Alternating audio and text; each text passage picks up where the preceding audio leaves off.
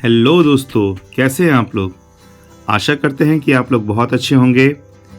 तो दोस्तों, आज आपके मन पसंदीदा चैनल ज्ञान विद जेएमडी में हम लोग लाए हैं एक बहुत ही महत्वपूर्ण विषय जिसका नाम है भाषा। भाषा जिसे इंग्लिश में लैंग्वेज कहा जाता है। आज हम लोग इसी भाषा के बारे में जानेंगे कि आखिर भाषा कहा किसे जाता है और भाषा के प्रकार कौन कौन से हैं। इसके अलावा हम लोग और भी जानकारी इस वीडियो में प्राप्त करेंगे। तो आप लोग अंत तक इस वीडियो में बने रहें ताकि आप लोगों को इस विषय की पूर्ण जानकारी मिल सके। तो दोस्तों, सबसे पहले हम लोग भाषा की परिभाषा को देख लेते हैं कि आखिर भाषा क्या है और भाषा किन्हें कहा जाता है। तो देखते हैं परिभाषा।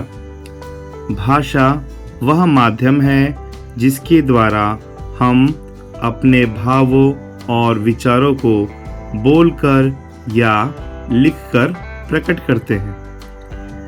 तो दोस्तों, देखते हैं परिभाषा पुनः। भाषा वह माध्यम है जिसके द्वारा हम अपने भावों और विचारों को बोलकर या लिखकर प्रकट करते हैं।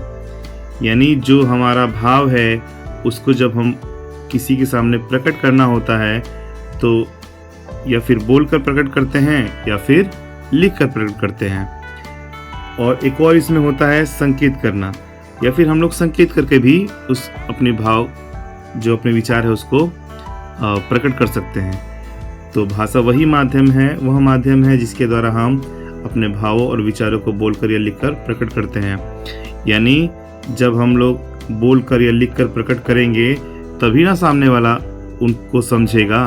तो उनको समझाने के लिए या तो बोला जाता है या फिर लिखा जाता है। तो भाषा वह माध्यम है जिसके द्वारा हम अपने भाव और विचारों को बोलकर या लिखकर प्रकट करते हैं।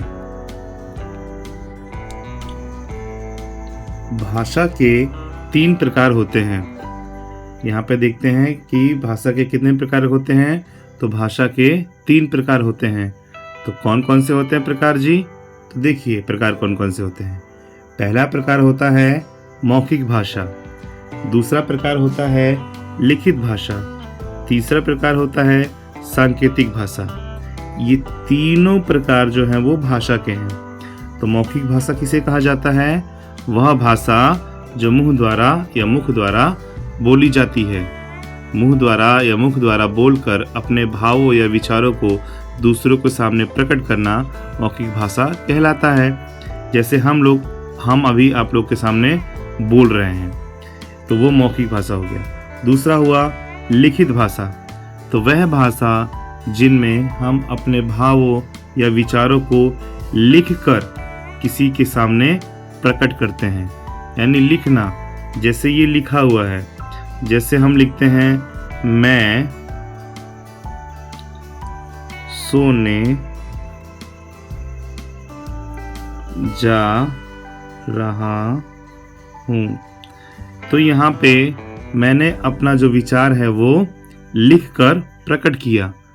इसका तात्पर्य यही हुआ कि अपने भावों और विचारों को जब किसी के समक्ष लिख कर प्रकट किया जाए तो वह लिखित भाषा होगा। जो तीसरा भाषा है वो है सांकेतिक भाषा। जो भाषा का तीसरा प्रकार है वो है सांकेतिक भाषा। आइए देखते हैं ये क्या होता है।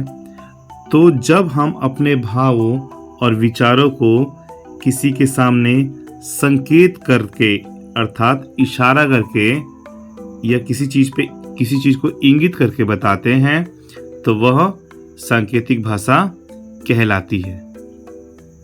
यानी किसी को इंगित करना, किसी को संकेत करना, किसी का इशारे के सहारे बताना किसी चीज़ के बारे में, तो वह भाषा का तीसरा प्रकार यानी सांकेतिक भाषा होगा। तो ये तीनों जो प्रकार है वो भाषा के हैं, मौखिक भाषा, लिखित भाषा और सांकेतिक भाषा। दोस्तों, अब हम लोग लिपि को देख लेते हैं कि कौन कौन सी भाषा के लिए कौन कौन सी लिपि अपनाई गई है। तो देखिए यहाँ पे है संस्कृत, हिंदी और मराठी। ये तीनों जो है भाषा वो देवनागरी लिपि में है, लिखी गई है। तो संस्कृत, हिंदी और मराठी की जो लिपि है वो है देवनागरी लिपि। उसी तरह से अंग्रेजी भाषा है, उसकी लिपि है रोमन लिपि। रोमन लिपि है अंग्रेजी भाषा की। उसी प्रकार उर्दू भाषा की जो लिपि है वो है फारसी लिपि। उर्दू भाषा की लिपि फारसी लिपि। पंजाबी भाषा की लिपि है गुरुमुखी लिपि। तो गुरुमुखी लिपि जो है वो पंजाबी भाषा के लिए है। पंजाबी भाषा की लिपि गुरुमुखी लिपि। तो संस्कृत, हिंदी, मराठी देवनागरी लिपि, अंग्रेजी रोमन लिपि, उर्दू फारसी लिपि, पंजाबी गुरुमुखी लिपि। तो ये प्रत्येक भाषा की अपनी अपनी लिपि है। तो दोस्तों, इसी के साथ ये टॉपिक, ये विषय यहीं पे समाप्त होता है। आशा करते हैं कि आपको ये वीडियो अच्छा लगा होगा। अगर वीडियो अच्छा लगा हो तो वीडियो को लाइक एवं चैनल को सब्सक्राइब जरूर कीजिएगा। तब तक के लिए धन्यवाद।